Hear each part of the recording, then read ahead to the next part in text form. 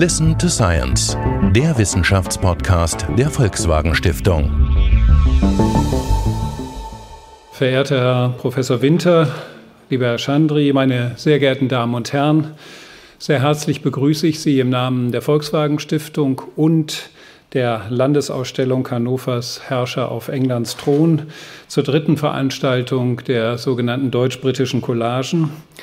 Wir haben für diese Reihe, wie Sie fast alle, denke ich mir, wissen, die Endziffer 14 ausgewählt, um die, man kann auch sagen, die wechselvolle deutsch-hannoverisch-britische Beziehung über eine Spanne von 300 Jahren zu verfolgen. Wie Sie wissen, wurden zwischen 1714 und 1837 Hannover und England in Personalunion regiert. Diese Zeit konnten Sie nicht nur schlaglichtartig in unseren ersten beiden Veranstaltungen zu 1714 und 1814 entdecken. Vor allem inzwischen ja sind die Museen in Hannover dabei, Ihnen das Ganze noch einmal sehr lebendig vor Augen zu führen. Der heutige Abend der deutsch-britischen Collagen widmet sich dem Jahr 1914 und somit dem Ausbruch des Ersten Weltkrieges. Schon lange bevor im August 1914 der Große Krieg oder wie man in England sagt, The Great War, ausbrach, war die Beziehung zwischen Großbritannien und dem Deutschen Kaiserreich äußerst angespannt.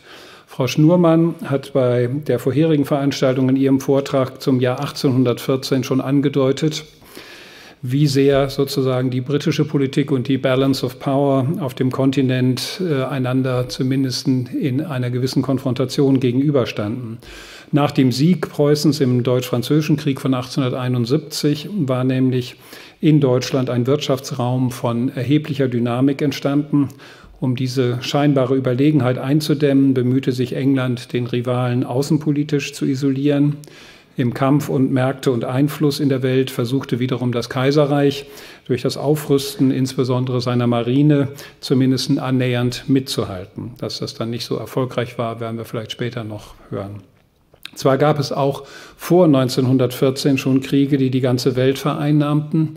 Der Erste Weltkrieg jedoch war der erste, der auf die Leistungsfähigkeit von industrialisierten Nationen aufbauen konnte und dadurch die Menschen an und hinter der Front mit einer völlig neuen Dimension der technischen Kriegführung konfrontierte.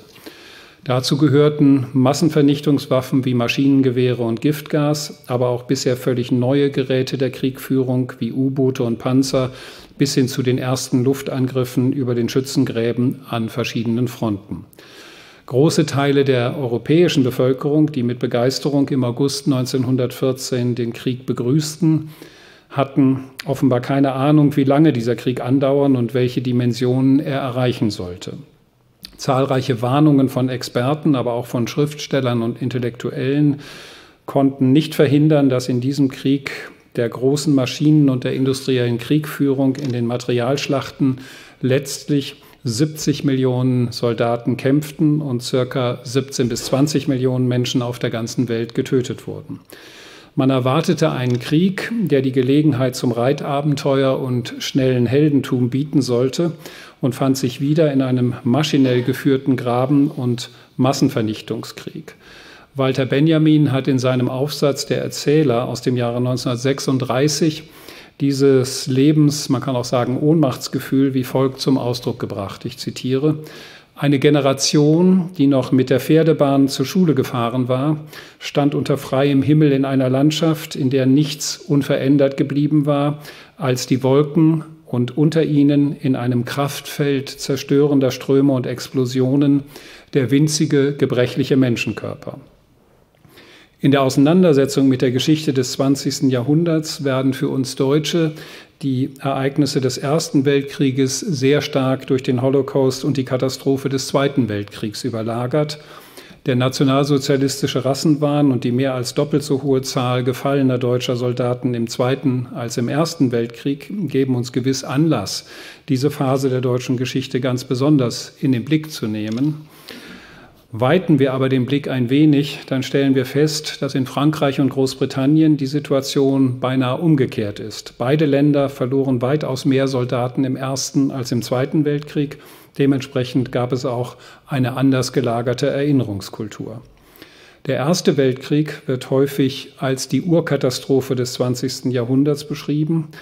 Einen wichtigen Aspekt dieser Katastrophe hat der Historiker Professor J. Winter für seinen heutigen Vortrag herausgegriffen, der für alle beteiligten Nationen zentral war und ist, nämlich das Massensterben in den Schützengräben und die Trauer und die Hilflosigkeit der Angehörigen, die ihre Söhne im Krieg verloren haben. Welche kulturgeschichtlichen Spuren hinterließ der Erste Weltkrieg in Deutschland und England? Und wie verarbeiteten Soldaten und die Bevölkerung auf beiden Seiten des Ärmelkanals die Geschehnisse zwischen 1914 und 1918?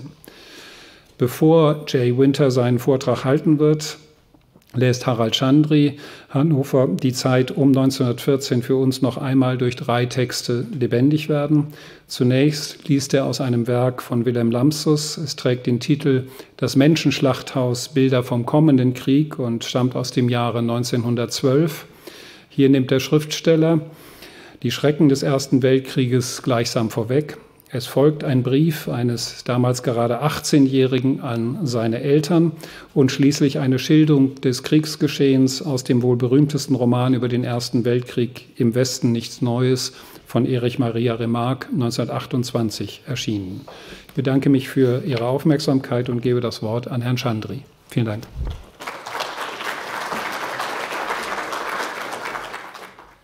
Wilhelm Lamsus, Das Menschenschlachthaus, 1912.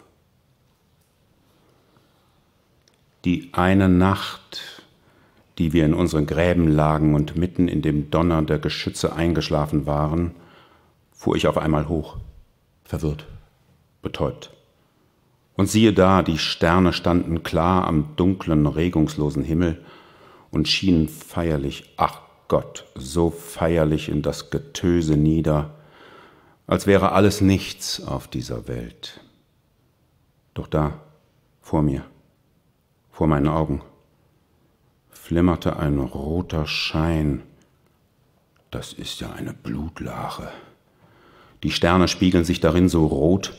Jäh überfiel mich eine blinde Wut, laut aufzuheulen und die Faust zu baulen, dem großen Meister droben ins Gesicht zu schreien. Aber ich hatte nicht Zeit zu schreien und zu laufen. Denn in derselben Nacht geschah es, dass aus der Ferne ein unheimliches Surren zu uns kam. Das war der Tod, der auf Propellern zu uns flog. Die Nachtgespenster schwirrten her, wir schössen blindlings in die Luft, denn jeden Augenblick musste es auf uns herunterstürzen. Die Rohre über uns, gleich spritzen sie. Sie werfen Dynamit, und da, Leuchtbomben flammten auf. Es schrie und krachte vor den Augen hin, dann waren sie davon. Wir aber mussten aus den Gräben weichen, sinnlos, maschinengleich, sind wir den ganzen Tag marschiert. Ameisenkriechen fühlt ich in der Haut. Die Nerven schmerzten. Wir standen noch, die Spaten in der Hand und warfen lahm den Rücken und die Arme, neue Erde auf den Wall. Da sahen wir vor uns auf dämmergrauem Feld Gestalten auf und ab. Die wühlten geschäftig die Erde um und taten in die Löcher, was wir nicht sehen konnten, und gruben wieder zu. Lautlos waren sie bei ihrer Arbeit, kein schneller Schritt und keine heftige Bewegung. Und als sie wieder zurückkamen und an uns vorbei und weiterzogen, da waren ihre Gesichter fahl und ihre Lippen stumm. Das sind uns kapitale Maulwürfe gewesen. Die haben gute Arbeit vollbracht. Sie haben die Erde unterminiert. Sie haben den Boden mit Sprengstoffen gefüllt. Und wenn die Feinde heute Nacht kommen, so werden wir ihnen mit Zinsen heimbezahlen, was sie uns gestern aus der Luft so reich beschert haben. Wie eine Mausefalle haben sie es aufgezogen. Dort, auch vor dem Minenfeld, liegen weit auseinandergezogen 2 Kompanien. Auch sie haben Schützengräben ausgehoben, und mitten zwischen ihnen, ohne die geringste Deckung, steht unsere Batterie auf freiem Feld und steht, als sollte sie dem Feinde ausgeliefert werden. Nun liegen wir in unseren langen Gräben und starren in das Feld hinaus und starren auf die scharf umgrenzten Silhouetten der Geschütze. Längst ist die Sonne untergegangen. Aus weiter Ferne prasselt hell und dünn Gewehrfeuer zu uns herüber. ob es noch lange dauern wird? Wir sollen unter den Gewehren bleiben. Wir haben unsere Mäntel angezogen. Die Nacht ist kalt und lauernd sehe ich auf das Totenfeld. Nun ist mir alles einerlei, wenn es nur bald vorüber wäre. Eine Patrouille ist zurückgekommen und stattet flüstert Meldung ab. Ich spüre, dass ich furchtbar müde bin. Ich kann mich nicht mehr aufrecht halten. Der Kopf sinkt aufs Gewehr. Die Augen fallen zu. Aber die überreizten Nerven bleiben wach.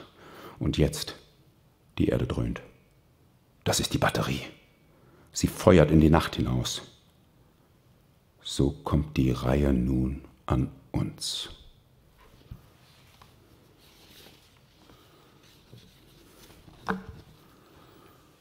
Brief von Hans Bucki an seine Eltern in Altenburg zu Beginn des Krieges. Datum unbekannt. Meine Eltern, ich schreibe euch, weil ich euch Muße zum Überleben geben will, bevor ihr euer Urteil fällt. Nicht deshalb, weil ich einen Wortstreit mit euch befürchte. Ich schreibe auch nicht den Anfall eines Augenblicks nieder, sondern das Resultat reiflicher Überlegungen. Ich habe immer wieder das Für und Wider erwogen und bin stets zu demselben Entschluss gelangt. Eines müsste ich noch betonen, bevor ich zu der Sache selbst komme. Ich werde mich ohne jede Widerrede eurem Entschluss fügen, denn die Erfahrungen haben es gelehrt, dass Eltern immer recht haben. Doch nun zum eigentlichen Grunde meines Schreibens. Ich möchte mit hinaus ins Feld. Sämtliche meiner Kollegen, sei es von der Schule, sei es vom Geschäft, lassen alles stehen und liegen und folgen dem Rufe unseres Kaisers. Wollt ihr, dass euer Sohn eine Ausnahme macht? Die Eltern und Geschwister weinen, aber sie sind stolz auf ihren Sohn, auf ihren Bruder. Männer von 25 bis 40 Jahren haben schon jetzt zu den Waffen greifen müssen, obgleich sie Frau und Kinder verlassen und außerdem noch die Ungewissheit haben, ob ihre Lieben nicht Hungers sterben müssen.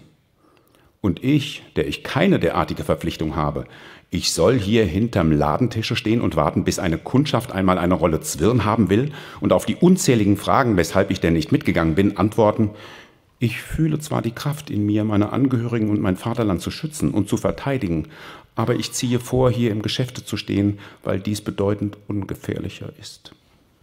Nein, das verlangt ihr nicht, liebe Eltern, denn ihr würdet euch mit mir schämen.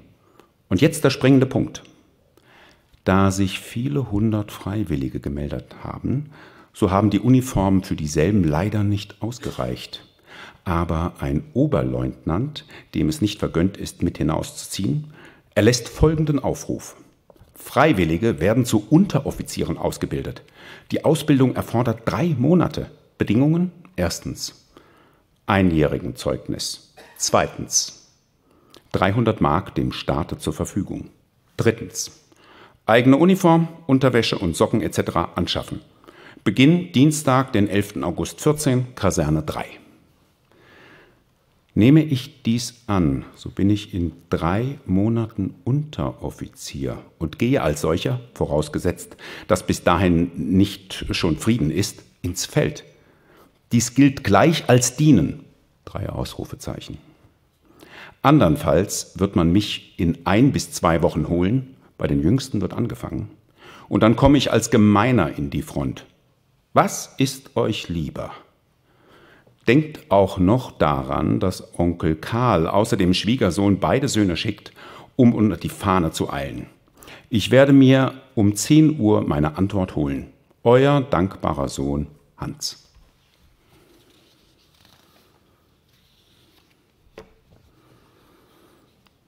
Erich Maria Remarque, im Westen nichts Neues. Der Wind ist frisch und kühl. Die fahle Stunde macht unsere Gesichter grau. Wir tappen uns vorwärts im Gänsemarsch durch die Gräben und Trichter und gelangen wieder in die Nebelzone. Das Wäldchen taucht auf. Wir kennen hier jeden Boden. Da ist der Jägerfriedhof, schon mit den Hügeln und den schwarzen Kreuzen. In diesem Augenblick pfeift es hinter uns, schwillt, kracht, donnert. Wir haben uns gebückt. 100 Meter vor uns schießt eine Feuerwolke empor. In der nächsten Minute hebt sich ein Stück Wald unter einem zweiten Anschlag langsam über die Gipfel. 3, 4 Bäume segeln mit und brechen dabei in Stücke. Schon zischen wie Kesselventile die folgenden Granaten heran. Scharfes Feuer. Die Wiesen sind flach, der Wald ist zu weit und gefährlich. Es gibt keine andere Deckung als den Friedhof und die Gräberhügel. Wir stolpern im Dunkeln hinein, wie hingespuckt klebt jeder gleich hinter einem Hügel. Kein Moment zu früh. Das Dunkel wird wahnsinnig. Es wogt und tobt. Schwärzere Dunkelheiten als die Nacht rasen mit Riesenbuckeln auf uns los, über uns hinweg. Das Feuer der Explosionen überflackert den Friedhof. Nirgendwo ist ein Ausweg. Ich wage im Aufblitzen der Granaten einen Blick auf die Wiesen. Sie sind ein aufgewühltes Meer. Die Stichflammen der Geschosse springen wie Fontänen heraus. Es ist ausgeschlossen, dass jemand darüber hinwegkommt. Der Wald verschwindet. Er wird zerstampft, zerfetzt, zerrissen. Wir müssen hier auf dem Friedhof bleiben. Vor uns birst die Erde. Es regnet Schollen. Ich spüre einen Ruck. Meine Ärmel ist aufgerissen durch einen Splitter. Ich wische mir den Dreck aus den Augen. Vor mir ist ein Loch aufgerissen. Ich erkenne es undeutlich. Granaten treffen nicht leicht in denselben Trichter. Deshalb will ich hinein. Mit einem Satz schnelle ich lang vor, flach wie ein Fisch über den Boden. Da pfeift es wieder. Rasch krieche ich zusammen, greife nach der Deckung, fühle links etwas, breche mich daneben. Das Feuer ist stärker als alles andere. Es vernichtet die Besinnung. Ich krieche nur noch tiefer in den Sarg. Er soll mich schützen, wenn der Tod selber in ihm liegt. Vor mir klafft der Trichter. Eine Hand schüttelt mich. Ich wende den Kopf. In sekundenkurzem Licht starre ich in das Gesicht Kaczynskis. Er hat den Mund weit offen und brüllt. Ich höre nichts. Er rüttelt mich, nähert sich. In einem Moment des Abschwellens erreicht mich seine Stimme. Gas! Gas! Gas! Weitersagen! Ich reiße die Gaskapsel heran. Etwas entfernt von mir liegt jemand. Ich denke an nichts mehr als an dies. Der dort, der muss es wissen. Ich rufe, schiebe mich heran, schlage mit der Kapsel nach ihm. Er merkt nichts. Noch einmal. Noch einmal. Er duckt sich nur. Es ist ein Rekrut. Ich sehe verzweifelt nach Kat. Er hat die Maske vor. Ich reiße auch meine heraus. Der Helm fliegt beiseite. Sie streift sich über mein Gesicht. Ich erreiche den Mann. Am nächsten liegt mir seine Kapsel. Ich fasse die Maske, schiebe sie über seinen Kopf. Er greift zu, ich lasse los. Und liege plötzlich mit einem Ruck im Trichter. Der dumpfe Knall der Gasgranaten mischt sich in das Krachen der Explosivgeschosse. Die ersten Minuten mit der Maske entscheiden über Leben und Tod. Ist sie dicht? Ich kenne die furchtbaren Bilder aus dem Lazarett. Gaskranke, die in tagelangem Würgen die verbrannten Lungen stückweise auskotzen. Vorsichtig, den Mund auf die Patrone gedrückt, atme ich. Jetzt schleicht der Schwaden über den Boden und sinkt in alle Vertiefungen. Wie ein weiches, breites Quallentier liegt er sich in unseren Trichter, räkelt sich hinein. Ich stoße Kat an. Es ist besser herauszukriechen und oben zu liegen als hier, wo das Gas sich am meisten sammelt. Doch wir kommen nicht weit. Ein zweiter Feuerhagel beginnt. Es ist, als ob nicht mehr die Geschosse brüllen. Es ist, als ob die Erde selber tobt. Mit einem Krach saust etwas Schwarzes zu uns herab. Hart neben uns schlägt es ein. Ein hochgeschleuderter Sarg. Mein Kopf brummt und dröhnt in der Gasmaske. Es ist nah am Platzen. Die Lungen sind angestrengt. Sie haben nur immer wieder denselben heißen, verbrauchten Atem. Die Schläfenadern schwellen. Man glaubt zu ersticken. Graues Licht sickert zu uns herein. Wind fegt über den Friedhof. Ich schiebe mich über den Rand des Trichters. In der schmutzigen Dämmerung liegt vor mir ein ausgerissenes Bein. Der Stiefel ist vollkommen heil. Aber jetzt erhebt sich wenige Meter weiter jemand. Ich putze die Fenster. Sie beschlagen mir vor Aufregung sofort wieder. Ich starre hinüber. Der Mann dort trägt keine Gasmaske mehr. Noch Sekunden warte ich. Er bricht nicht zusammen. Er blickt suchend umher und macht einige Schritte. Der Wind hat das Gas zerstreut, die Luft ist frei. Da zerre ich röchelnd ebenfalls die Maske weg und falle hin. Wie kaltes Wasser strömt die Luft in mich hinein. Die Augen wollen brechen, die Welle überschwemmt mich und löscht mich dunkel aus. Die Einschläge haben aufgehört. Ich drehe mich um zum Trichter und winke den anderen. Sie klettern herauf und reißen sich die Masken herunter. Wir umfassen die Verwundeten. So stolpern wir hastig davon.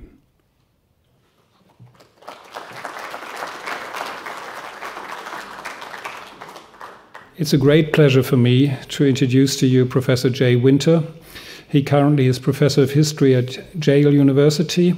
Jay is a specialist on World War I and its impact on the 20th century.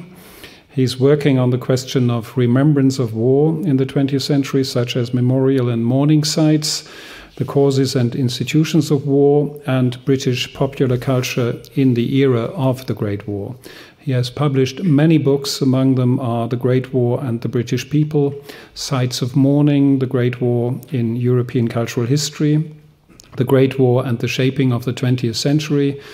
He taught at various places, among them Hebrew University of Jerusalem, the University of Warwick, University of Cambridge. During his time in the UK, he was also co-producer, co-writer and chief historian for the series The Great War and the Shaping of the 20th Century. Tonight he will talk about Missing Sons, War as a Vanishing Act. Professor Winter, the floor is yours.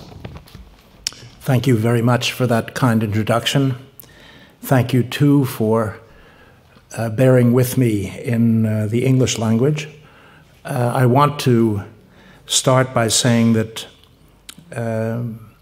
I first started studying the First World War 49 years ago in a seminar run by my teacher, Fritz Stern, at Columbia University. And the sheer good fortune of having a great teacher makes it evident that I'm still in that seminar today, 49 years later. What has happened in the intervening period is that the end of the Cold War has enabled us to lift the screen memory of the Second World War to see the horror of the First World War for what it was. Until relatively recently, the Second World War dominated much of the scholarship that British and German historians shared.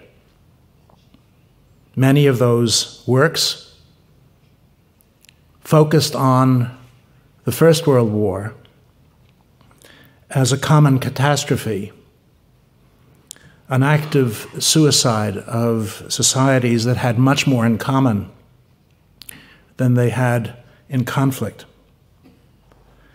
And with the benefit of time, I think we now can see that the First World War is what made Auschwitz possible.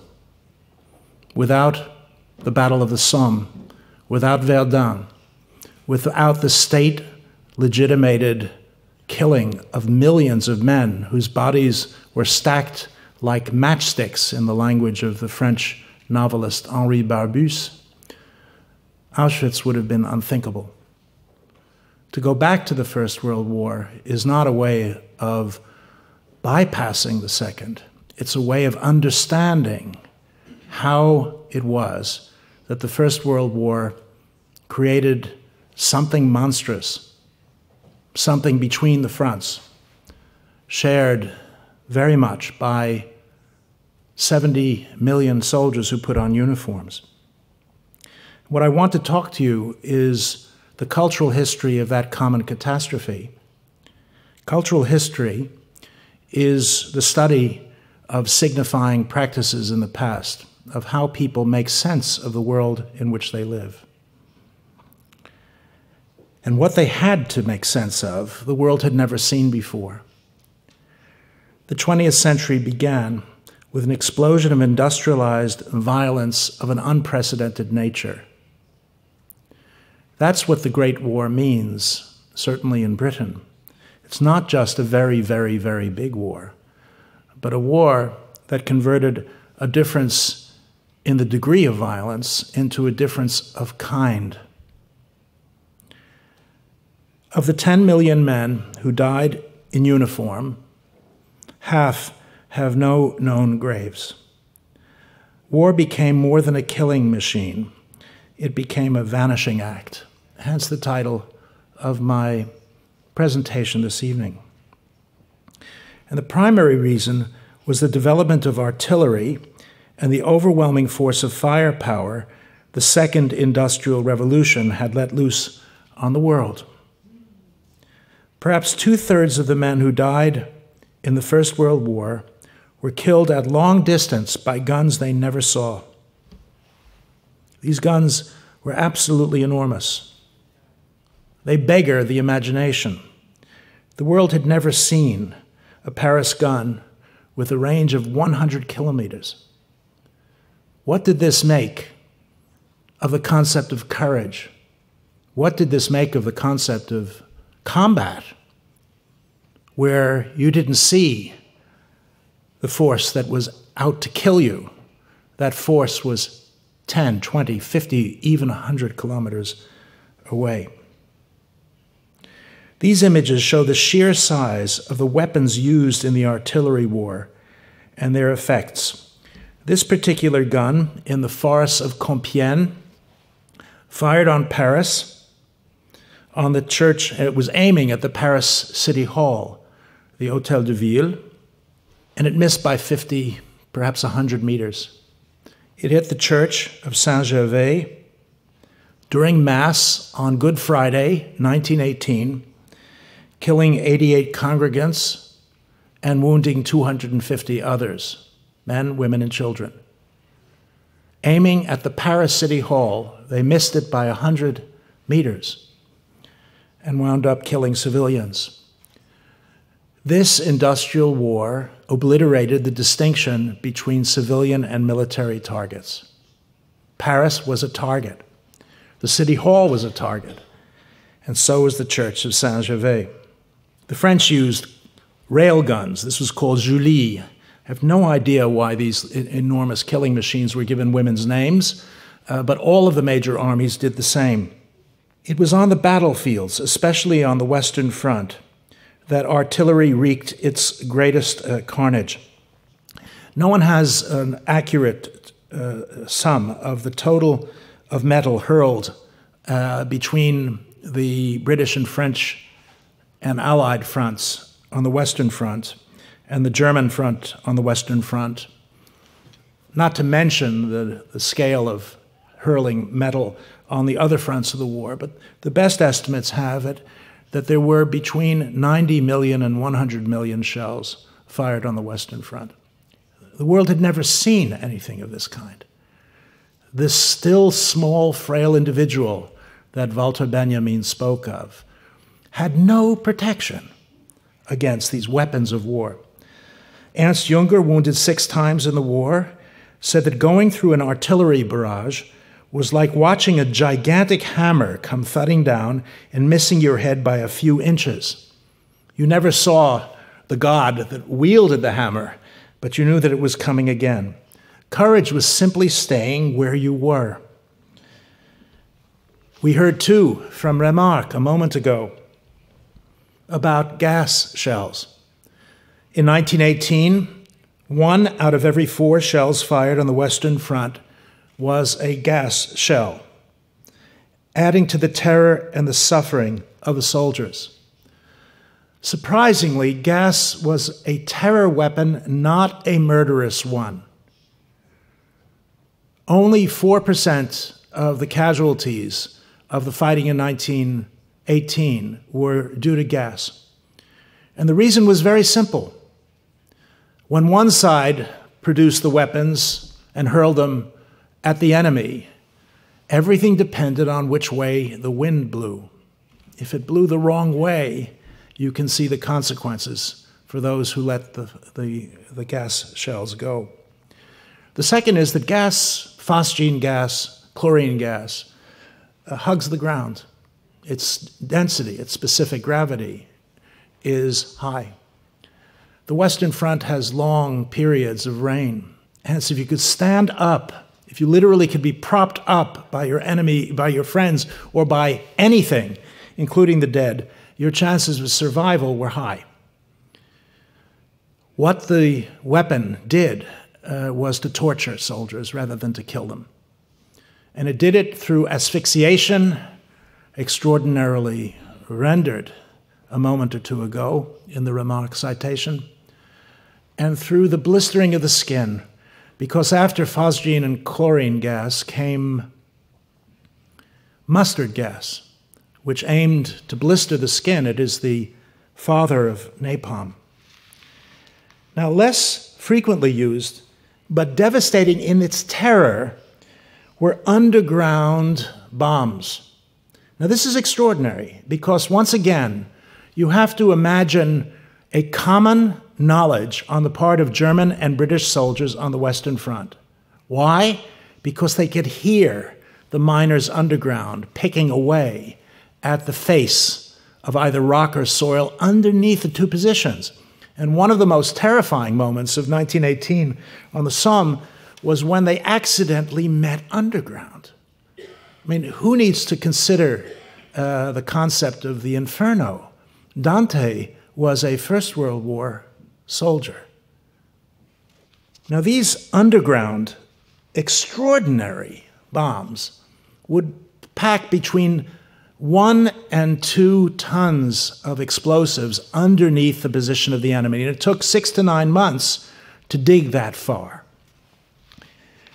Then these bombs were detonated at the opening of offensive operations.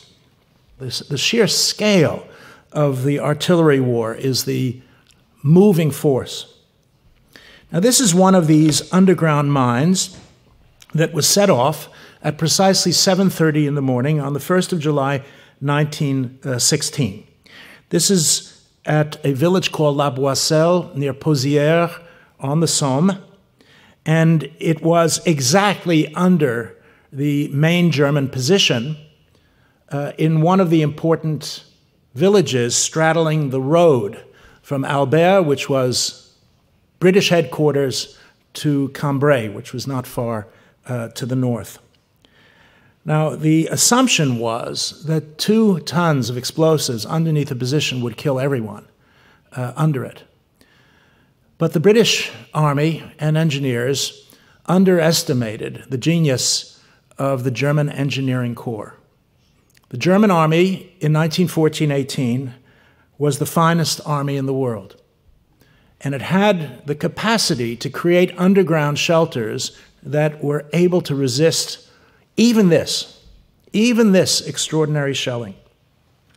Now, when this bomb went off, I need to draw to your attention the fact that it ended this explosion 7 days and nights of constant bombardment. Over 1 million shells were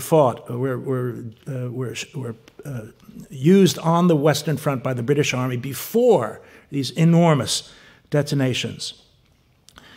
And what happened primarily was that the British Army underestimated the capacity of the German Army to wage defensive war. It is true that every army underestimated the enemy. It's a constant of military history. It happens closer to our own times as well. But the First World War is a staggering example of the human consequences of this. We have to recognize that after this explosion, German infantrymen to the right and the left of this bombardment had the courage and the physical capacity to rise out of trench cellars that were 30 meters below ground, 90 feet below ground. And what they did was to set up machine guns to the right and the left of this enormous hole in the ground, which still exists to this day. That is the result of the explosion that I just described to you. When they got out of their trenches at 7:30 in the morning. These men were told that there wouldn't be a single thing alive in the German lines. Terrified though they were, they walked across holding hands. Literally, thousands of men, 120,000 men went over the top on 7:30 in the morning on the first day of the Battle of the Somme, holding hands. And what they found was that German machine gun positions, then later on trench mortars, and then further back artillery, were totally intact. It was a bloodbath. It was a massacre. And that massacre was a result of the industrial power of Germany to maintain defensive positions that were the finest in the world. On the site of the crater today, purchased by the families of the British men who died there, who came from Northumberland in the north of England, is an inscription on a bench which reads, "From the men of Northumberland who went home to the men who stayed behind." And it is preserved as a war memorial to the men who vanished without trace on that day. Of the 120,000 British soldiers who took the offensive on the 1st of July 1916, 60,000 were casualties by 11 in the morning. 20,000 killed, 40,000 wounded. Of those 20,000 killed, 10,000 have no known graves. Completely vanished. Now, the transformation of war from a killing machine into a disappearing act, where the bodies literally vanished, have had profound cultural consequences that I want to talk about. Artillery both killed and ground up the terrain over and over and over again, such that the few makeshift graveyards at the front survived intact. We can take a look, for example, at this position in Messing Ridge on the 7th of June 1917, where another enormous underground mine was set off. In fact, 19 mines were set off in that sector on that day. The explosion in Belgium could be heard on the coasts around Dover. The sound was so astonishing, the wind blowing the right way. Everyone knew that something otherworldly, unworldly perhaps, had happened. But these men were buried in makeshift graves. What happened 6 weeks later? The British Army attacked and made it impossible for those graves to be found after the second attempt at taking the positions around Ypres. Here's a German cemetery in the Vosges, the Tête de Faux, and there's an inscription there saying that there are between 800 and 1,000 German soldiers who died in this part of the front, whose names are, whose place of burial are totally unknown. It is the fragility, the frailty of the attempt to honor the dead, which happened immediately, directly from the first days of the war. These are men who died in 1914. Fighting carried on for 4 years. The dead of 1914 were killed over and over again. The bodies, therefore, had no chance of identification, no chance of being located within cemeteries. And the worst instance of the lot is this one, at Verdun. In 1916, the longest battle in history, there was no battle in the Second World War as long as the Battle of Verdun. 10 months, almost 11 months. Roughly 750,000 casualties for nothing. The Battle of the Somme was even worse. It had, in the same year, over 1 million casualties. And again, these are figures that beggar my imagination and move our commentary about war, I think, into another and more horrified register. Now, this particular part of the front created a mixing of the bones of the French and the German soldiers who fought first, initially, a German advance over the positions of very large concrete forts outside of Verdun, and then the French army pushing them back so that 11 months later the front was more or less where it had been at the outset of the battle. This is where the army of the dead became rapidly an army of the missing. And the missing initially meant just that, not present anywhere in this world. Now, given the chaos of communications and the confusion of war on the grand scale, a report of a soldier going missing could mean many things. A man could have been captured. He could have been wounded and unable to give his name. He could have, indeed many went mad and simply had no idea what their identities were. He could have been killed. Missing meant that he did not show up for roll call the next day and could not be counted in calculations of regimental strength. So from 1914 on, announcements that sons at the front were missing presented the worst doubts of uncertainty. Missing could mean anything. The Red Cross sent men and women all over the world to gather information that might make it possible to find out what had happened. Some were discovered in hospitals and prisoner of war camps. Most simply vanished. Those who had confirmation of the death of a loved one were the lucky ones. I'd like to ask you to consider the fate of families who had no idea what had happened to their loved ones. This is why I believe the First World War opened the door to the horrors of the Second. Those who got the message in 1914 that their loved one was missing had no idea. They had to deal with a void, an unknown, an absence without an answer. When a man went missing, families were fractured.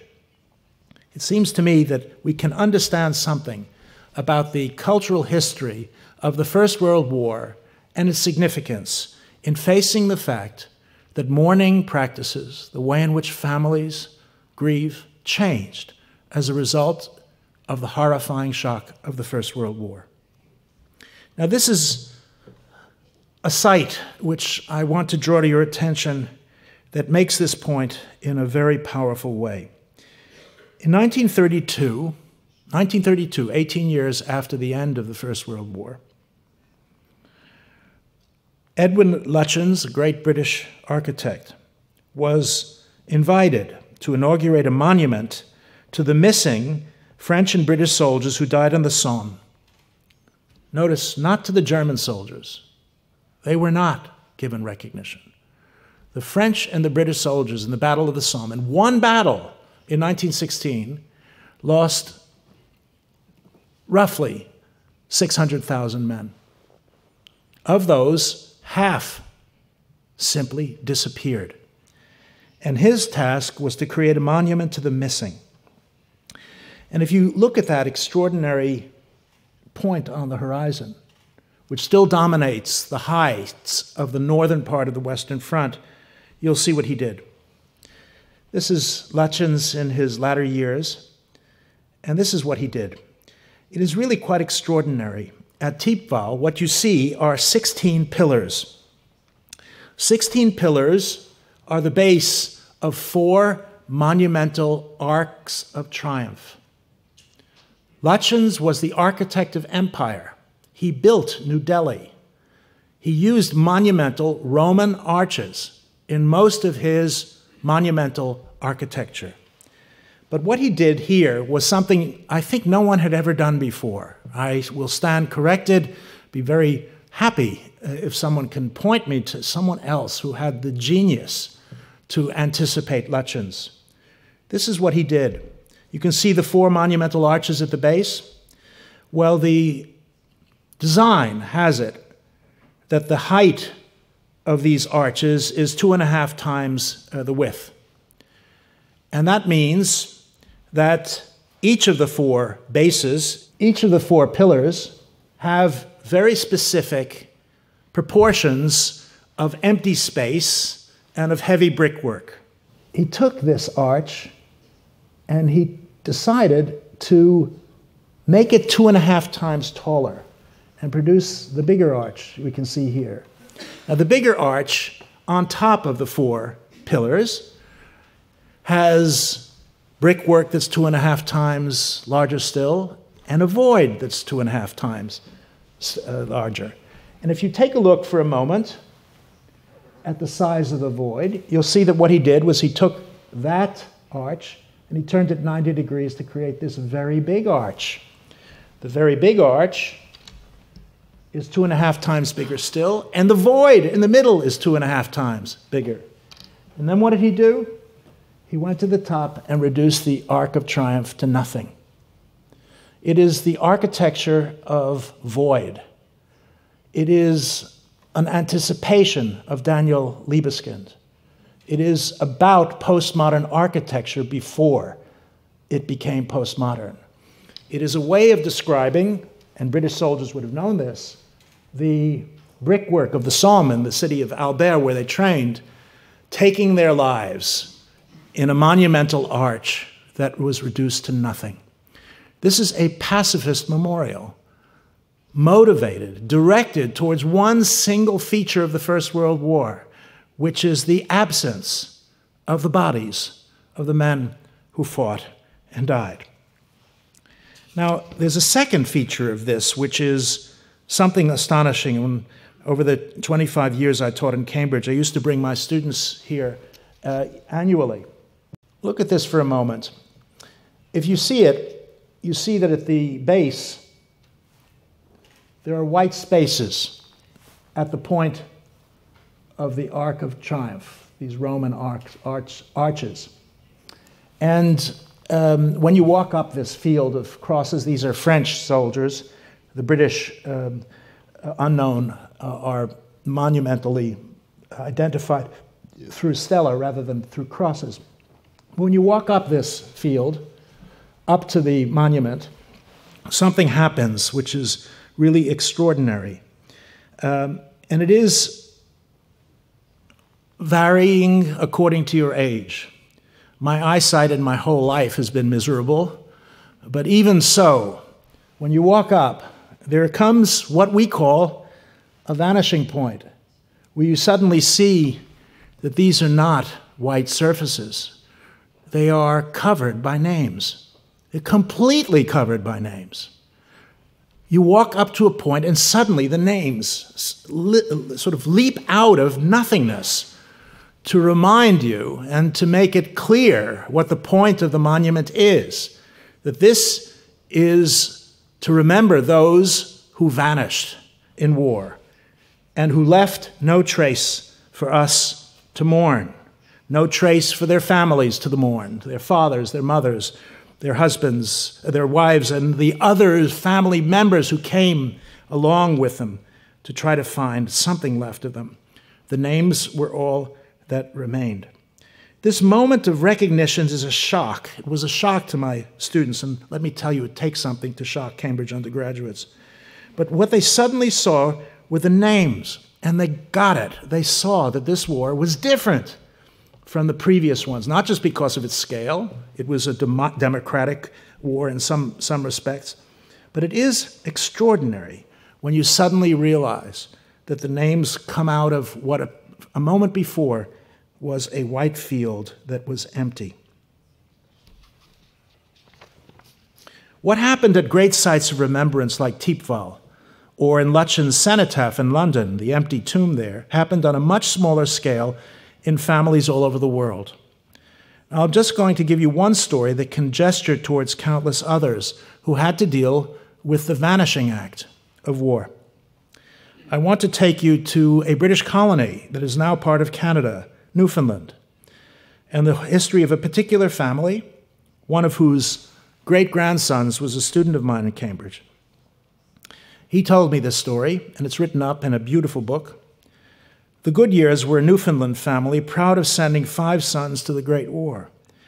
Newfoundland then wasn't independent. It was a British colony, and her volunteers bought their guns, bought their uniforms, and paid for the cost of the boat transferring them to Britain and then to the Western Front. They went to Egypt first and then wound up on the Somme, about 5 miles from Thiepval in the northern part of the Somme front. On the 1st of July, the same day that that enormous explosion happened, they were sent to attack a German position at Beaumont-Hamel. What you can see here is a description of the British advance. The British support trench was where the Newfoundlanders were huddled at 7:30 on the 1st of July, 1916. And what they had to do was to move to this point, which is called a danger tree. And it's literally a fossilized tree that was fossilized at the time and is still there for anyone to see today. And once they moved beyond that, where the barbed wire had been cut by sappers, by people who had crawled on their bellies to do it the night before, their aim was to arrive here. Here. There were 1,593 Newfoundland soldiers who started here at 7:30 in the morning, and not a single one reached that point. 1,503 of them were killed. The German forces on Beaumont-Hamel, which is north of Thiepval, suffered no casualties, none at all. The defensive positions were so strong that everything that the British artillery and miners, the people who dug under the ground, had thrust at them and thrown at them, had produced absolutely nothing. There's the tree to this day, this danger tree, where people constantly come on acts of pilgrimage. It's a battlefield that you can see. It's a fully preserved battlefield. The trenches are all there. They have a surreal existence because sheep graze. There's a certain quiet, but the quiet covers the missing. Here's the example of the Goodyear family, defined by a family. This is the extraordinary feature of it. This is, in the First World War, families are defined by people who aren't there.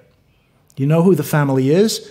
By taking a look at the five, taking a look at the men who died in the First World War. Pictures on mantelpieces describe faces that never come to family events. Whole branches of families completely wiped out. And this is the First World War, the harbinger of the Second. Now, the missing of the Great War were the original displaced persons of the 20th century. These casualties of war were the first in a long line of those who have vanished in war and violence, domestic or international, over the past century. After the Great War came the search of the survivors of the Spanish Civil War. And by the way, there is an enormous political conflict, an imbroglio that is unfolding now as to whether it is possible today to investigate the disappearance of victims of the Spanish Civil War without violating the law of amnesty, which was the price that the Spanish left paid for a peaceful transition to democracy. One of the judges of the Spanish Supreme Court, Baltasar Garzón, there are other reasons as well, one of the judges actually was dismissed for violating the law and investigating the disappearance of 2 million Spaniards after the end of the Spanish Civil War. These disappeared people are those who follow in the footsteps of the soldiers of the Great War. Then, of course, came the Second World War and the Holocaust, which added millions to the army of those who vanished in wartime. Now, perhaps you can see the continuities visually in this kind of cultural history, which I think is important to raise at this moment of the centenary of the Great War. Look at the cylinder pointing to the sky, in which the names and the faces of Jews murdered in the Shoah are recorded in Yad Vashem in Jerusalem. Yad Vashem is a phrase from Isaiah, which, according to some biblical commentary, means a hand and a name. To give to the disappeared a name is to give them a place in our history. The cult of names emerged out of the ashes of disappearance. In the next slide, you can see the monument at the Umschlagplatz in Warsaw, from which most of the Jewish population of the ghetto, including my family, were sent to Treblinka, a mere 70 kilometers away. The monument records the names. In this case, it's the first names, the personal names of those including entire families which simply vanished in the Second World War. By the 1970s, the conditions were ripe politically for another chapter in the history of the missing, this time made up of people who either disappeared or, in a new grammatical form of state criminality, were disappeared in their own countries. We can move from images of displacement caused by international war in the first half of the 20th century to images of the faces of the disappeared, those who vanished during wars governments waged against their own people. These are the mothers, and I should have added the grandmothers, of the Plaza de Mayo, who every Thursday, to this day, meet opposite the Casa Rosario, the seat of government, to demand what happened to the disappeared.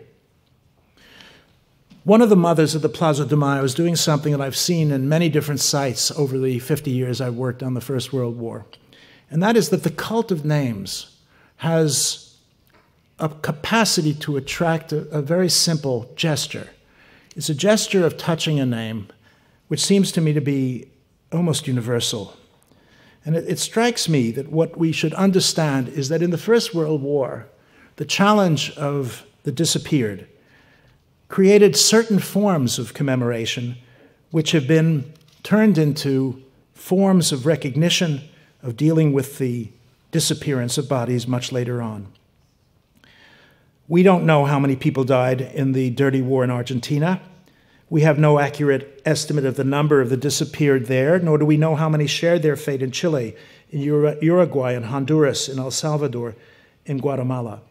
I think the Argentine case is iconic, not because of the generals responsible for the crimes, but for the mothers of the missing who denounced them in public.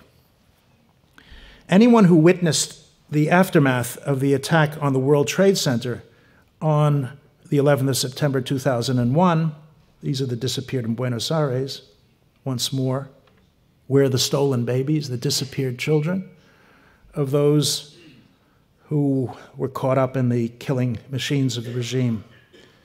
The mothers of the disappeared in Santiago de Chile and in Guatemala. Honduras. Now I turn for a moment now back to the United States. This week, a memorial and a museum opened at the World Trade Center. The remains of some of those who died in that attack were brought back to the site. Exactly the same proportion of those who were killed in 9/11, 50%, have no remains whatsoever. Exactly the same proportion of soldiers who died in the First World War. 50% of the victims of 9/11 simply vanished, completely, without any possibility of identification, of providing a place and a site for those who mourn. These are the missing persons flyers after 9/11 that covered a good part of lower Manhattan. This is, again, once more, an example of touching the name of the missing as a signifying practice to which I'd like to draw your attention. It seems to me that when we see these images of searching for names, searching for the vanished, we can appreciate that these images of the missing bind together the First World War and our own days. In 1914, state violence moved into a higher gear than ever before, threatening us all not only with mutilation or death, but with disappearance, with being in an unknown place, inaccessible and indeterminate. Millions entered this no man's land, never to be seen again. This, I argue, I believe, was an outrageous shock to the families who sought a pathway of mourning. The conventional churches, the traditional churches, had no answer in the First World War. And that is why other forms of commemoration and mourning took their place. Now, through the eyes of three individuals, I want to describe this strange environment of post-war mourning. The first, if I can get there, is known to you all, is Katie Kollwitz. She received confirmation of her son Peter's death in October 23, 1914. The second person, in contrast, I think is also someone known to you all, the great British poet one of the greatest British poets, underestimated in my view, Rudyard Kipling, the poet of empire, never found a trace of his son Jack, shown on the right, who vanished during the Battle of Loos in 1915.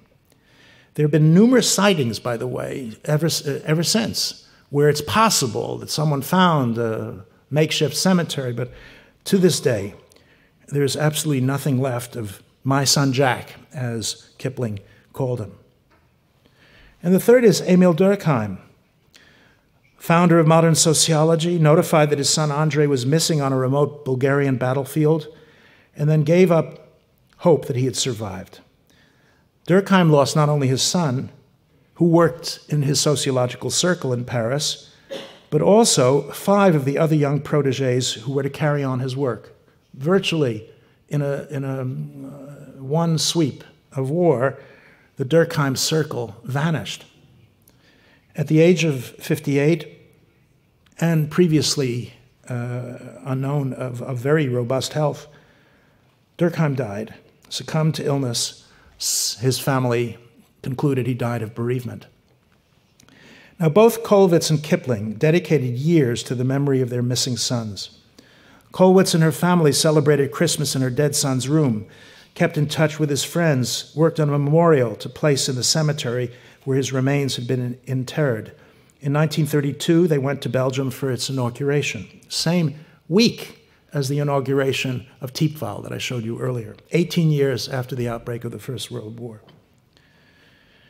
Now, the work that Katie Kollwitz did, the statue of the sculptress and her husband on their knees in front of their son's graveside, alongside the graves of thousands of others, is stunning. It was moved to this site in the 1950s. It's there now at Wladzlo, and its simplicity, of course, is part of its genius. By saying so little, it says so much. There's no inscription. There's no need for one. There, a father holding grief within him. Think of the gendering of mourning practices that this allows us to see. A father holding his grief within him, almost hieratic, Egyptian, suffering alone, is portrayed alongside a mother bent over in resignation, begging forgiveness from the younger generation who had no chance to live out their lives.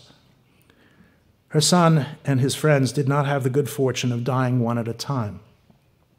There's one other feature of the Kollwitz Memorial that has puzzled me for a very long time.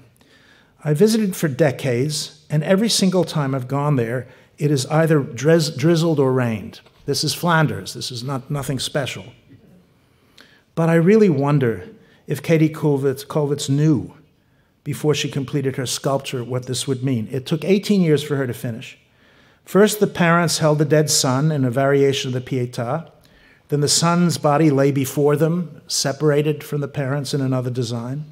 Then the 2 parents in mourning described gendered postures of mourning, the father unable to let his feelings go, the mother bent over with grief. Did Katie Kollwitz know, when she did this astonishing sculpture, which traveled through Germany in 1932, to cities filled with people whose sons had vanished, who literally disappeared, did she know that her sculpture, bent over, would gather the moisture of Flanders and cry? I've never seen a sculpture like this before. I've never seen one since. Just this past year, a second version of this sculpture was commissioned. It will be placed opposite the grave of Katie Kollwitz's grandson, also named Peter, born after the First World War, who was killed in Russia in 1942. Here's an example of someone whose remains were found. And next year, there will be a second inauguration of this astonishing memorial. Rudyard Kipling had hoped to attend the inauguration of the Thiepval Monument just a few months before Kollwitz made their journey to Flanders. However, due to the assassination of the French president at the time by Serbian terrorists, the Thiepval ceremony was postponed when Kipling was unable to go. But there, at the center of the monument, is the phrase that he chose from Ecclesiasticus. This is from Thiepval. The phrase is etched on the altar of every single British cemetery of the two world wars. It says from Ecclesiasticus, "Their name liveth forevermore." It is my view that one of the most powerful cultural consequences of the First World War is the cult of names. The names as all that remain of the missing, of the violence of the 20th century. And why should we be surprised by this? The Great War democratized death in wartime. No longer were armies guided by aristocrats and staffed by what Wellington termed the scum of the earth. Every man went to war in 1914, and families everywhere suffered the consequences. I'd like to draw to your attention this signifying practice I've already alluded to. In 20th century warfare, the only trace of millions of men who fought was their names. Touching their names, etched into stone, became a supremely important act for the families that they left behind, and it's still a practice today. Freud understood it at the time. To touch a name, he wrote in 1915, is to frame the loss. It is an act of acknowledgement, of active knowledge, or recognition of the irreversibility of loss. But Freud added, it is also a way of marking what has not been lost, who is still alive, who is there to keep the name of the dead alive. Touching the name was and remains an act both confirming and defying disappearance. What was done during and after 1918 is still done today. Let me give you just two examples. The first is in the Washington Mall, where Maya Lin's Vietnam Veterans Memorial draws millions of people from all over the world to its polished surface, where only the names of the American dead of that war exist. There, by touching the names, goodbyes are said, sadness has its rightful place, and the living can see their reflection in the names of the dead, a quite specific recognition of what Freud had to say. I might add that Maya Lin's monument to the Vietnam War was drawn explicitly from Thiepval. I know this because she did this project as an undergraduate at my university, at Yale University. To his eternal discredit, her teacher, whom I won't name, gave her a B+ for that project, a rather poor grade. He also submitted an application to the anonymous search for a design for the memorial to those who died in the Vietnam War. He got nowhere, and she, an Asian woman, received that honor. There was a controversy over this, but slowly but surely, what she did was to capture the legacy of the First World War in a place which is now understood as a hallowed site of remembrance. It's not only there. In northern France, in 2010 and 2011, the names of the disappeared were retrieved in one new First World War cemetery. Believe it or not, I was at the inauguration of a new First World War cemetery 2 years ago. What happened? Now, this is a town called Fromelles, just south of Lille. And in Fromelles, there was one of the more, what shall I call it, mindless facets of the mindless Battle of the Somme. General Haig, the British commander, ordered a diversionary attack in the northern part of the Western Front to draw German soldiers away from the point in the middle, which the Battle of the Somme was really intended to break through. And Lille is virtually on the Belgian border, so you can see it really is a diversionary attack. It did nothing of the kind. German troops were moved not at all, and 7,500 British and Australian soldiers died for nothing. Now, in that battle, all of the soldiers who fought, bar 200, have been accounted for in one way or another.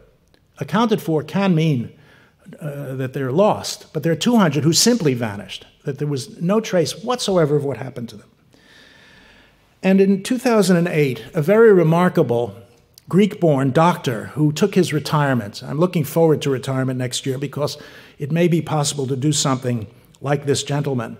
He simply could benefit from his medical training and the fact that he could read German to go through the archives in Munich of the medical corps that dealt with the wounded of this particular diversionary attack.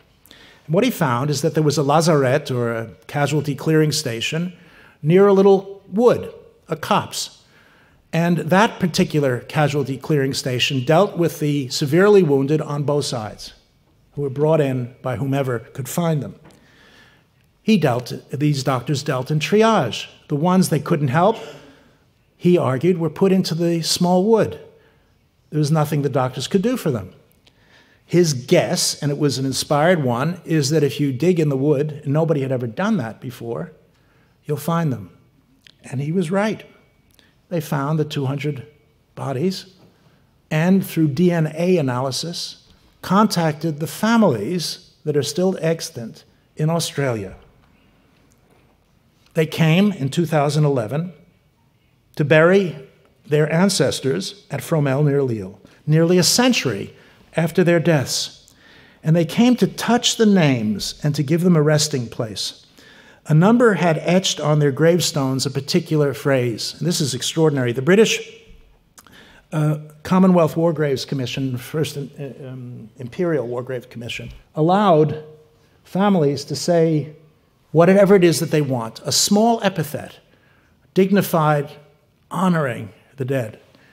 And these people in 2011, on 22 different occasions, chose the Baptist hymn, Amazing Grace, which was virtually unknown at the beginning of the 20th century. It is a Baptist hymn that has the phrase at the bottom, I once was lost and now I'm found. This was the way families in 2011 saw the miracle that the vanished, those who had simply disappeared into the fog of war, could be found. Touching the names meant touching the lives of the men who had vanished. Speaking with their hands, the relatives of the men who had died at Fromelles joined that larger family of those damaged by war and violence. It's an extraordinary sight. I'll never forget it. Beloved son of Alice and Colin Arnott, Sr. of Laurelton, New South Wales, you were lost and now are found. The cult of names, the cult of the missing, the cult of the vanished is in our time, not in another one. Now, let me draw some brief conclusions. I believe that this cult of names, which can be found in many respects in ancient literature, there is a very large discussion of what to do with vanished bodies in the Talmud. There are many Jewish texts on this. Is a very unmodern way in which contemporaries struggle to make sense of the disappearance of their loved ones.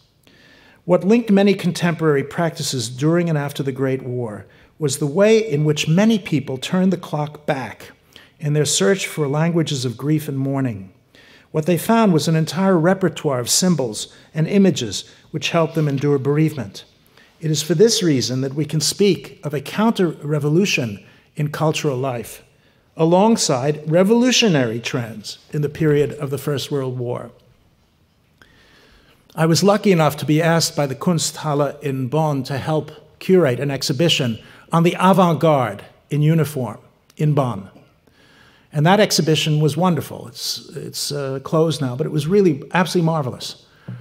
The problem was that when you deal with the avant-garde, you deal overwhelmingly with men, with the exception of Gabriele Munter. And what they asked me to do was to curate an exhibition on the rest of those who suffered in war, namely mostly women. Naming and mourning was the subject of my part of the exhibition, which was the counterpoint to the really brilliant exhibition of artists in uniform. And what I tried to show was that naming and mourning are as old as the Iliad. What 20th century violence did was to democratize loss and multiply exponentially the number of those in mourning. The shadow of the dead covered virtually everything in the immediate aftermath of the war. Germany alone lost 2 million men. We're talking about 10 million men who died in the combatant countries. Yes, the Great War was a revolutionary moment in the arts, but it was also a counter-revolutionary moment, a moment of turning the clock back to religious, romantic, and classical notation. Think of what Lutyens did at Thiepval. And some of these earlier forms of communion with the dead had very unusual features that we look down upon in our rationalists' age. I speak of spiritualism, the belief that you could communicate with the dead. Now, Arthur Conan Doyle was the creator of the arch-rationalist sleuth Sherlock Holmes.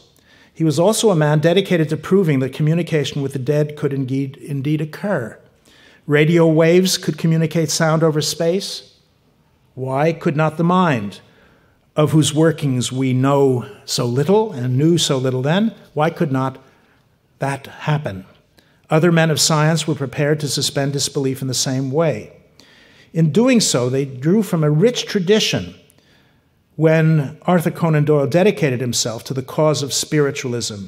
His son had gone, and the urge was irresistible to find ways of communicating with him. Mediums and seances were everywhere during and after the First World War. Conan Doyle found one such seance during which he heard via the medium the message he sought, and this is repeated over and over and over again. I found it all over the world. What the medium said to the bereaved parents who had no idea where their son's body was is to his parents, not to worry. I'm with my friends. Go back to your lives. Live them well. Spiritualism was a very old way of performing the act of separation between the living and the dead in a war which provided no place to go, no place to mourn for half of those who were killed. And these are photographs. Clearly, they're fraudulent. I'm not making claims for miracles. What I am claiming is that a war which not only killed but made the bodies disappear turned the clock back to older forms, older languages of mourning, which were then available because, in many respects, the conventional language of the churches, of the conventional churches, the traditional churches, could not deal with this disaster. The Great War launched many revolutionary movements in art, but also set in motion counter-revolutionary trends, turnings toward the past. This dialectic between the forward-looking and the backward-looking in cultural practices is the message I want to leave you with this evening. Our eyes are rightly on Guillaume Apollinaire, who invented the term surrealism a few months before the landscape of the Western Front showed millions what the word really meant, or in the cosmic upheaval foretold by the Blauer Reiter Circle in Munich. We know much about the creative upheavals the avant-garde imagined would soon upset the certainties of the bourgeois world and the exuberance of the futurists in Italy and the vorticists in Britain, all partisans of radical change.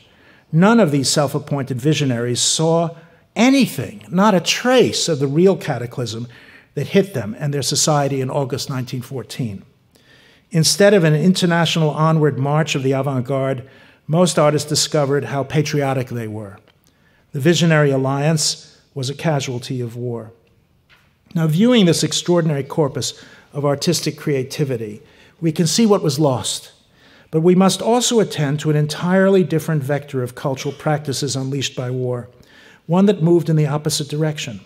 And here I too return to Walter Benjamin. It seems to me important to take a look what he made of the Angelus Novus of Paul Klee. I'll give it to you in English. Most of you know it in German. A clay painting named Angelus Novus shows an angel looking as though he's about to move away from something he is fixedly contemplating. His eyes are staring, his mouth is open, his wings are spread. This is how one pictures the angel of history.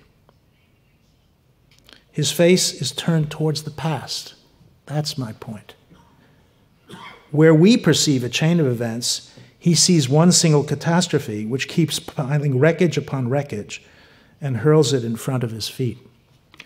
The angel would like to stay, awaken the dead, and make whole what has been smashed. But a storm is blowing from paradise. It has got caught in his wings with such violence that the angel can no longer close them. This storm irresistibly propels him into the future to which his back is turned, while the pile of debris before him grows skyward. This storm is what we call progress. The angel of history facing the past is the metaphor for the counter-revolution in cultural life I wanted to draw to your attention today. That pile of debris covered millions of missing sons. In their meditations on loss, Katie Kollwitz, Kipling, Conan Doyle, and others spoke for millions of men and women in mourning. Indeed, the return of traditional modes of grieving for the dead reflected the universality of grief in Europe from 1914 on. A complex traditional vocabulary of mourning derived from classical, romantic, or religious forms flourished because it helped mediate bereavement. However powerful the messages available from the avant-garde, they did not provide a language of mourning. The avant-garde excites, disturbs, provokes, enrages, all necessary and powerful messages. But they didn't provide the language. Katie Kollwitz did. Rudyard Kipling did. The praise from the Apocrypha, their name shall liveth forevermore, is one of those languages.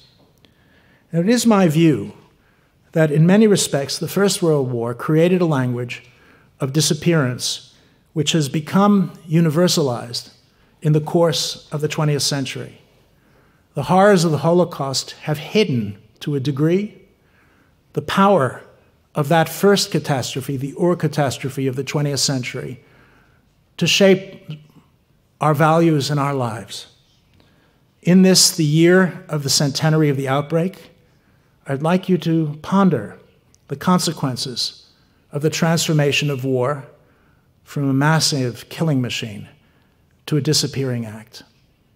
The consequences are with us still. Thank you very much.